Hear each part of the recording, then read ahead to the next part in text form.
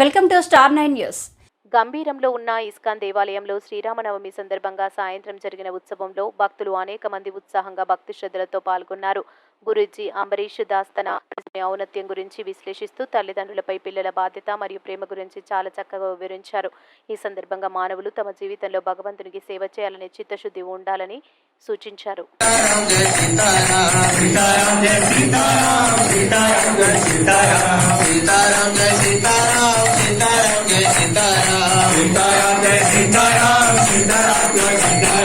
राम लक्ष्मण जानकी राम लक्ष्मण जानकी राम लक्ष्मण जानकी जय बोलो हनुमान की राम लक्ष्मण जानकी जय बोलो हनुमान की राम लक्ष्मण जानकी जय बोलो हनुमान की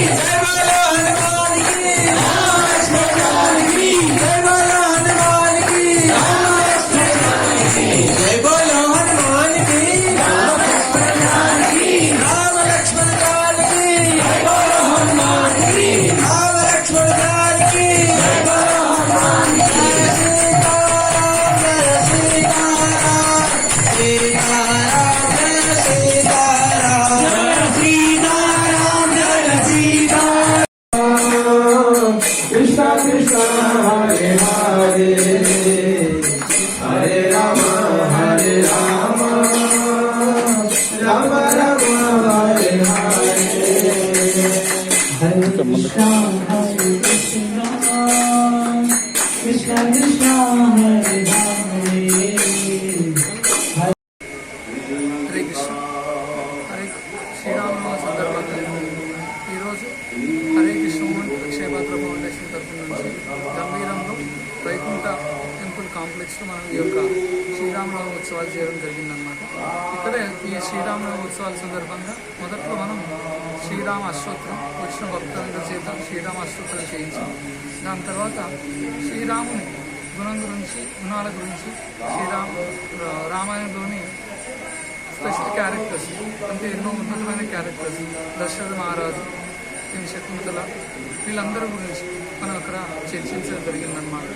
లక్ష్మణ, సీత వీళ్ళందరూ గుణగణాల గురించి చర్చించి వారు ఎటువంటి గుణాలు పొంది ఉన్నారో ఆ గుణాలన్నింటినీ కూడా మనం ఏ విధంగా మన లైఫ్లో అభ్యసించాలి అని చెప్పేసి ఆ ఒక లీలను మనం ఇక్కడ స్మరణ చేయడం జరిగిందనమాట.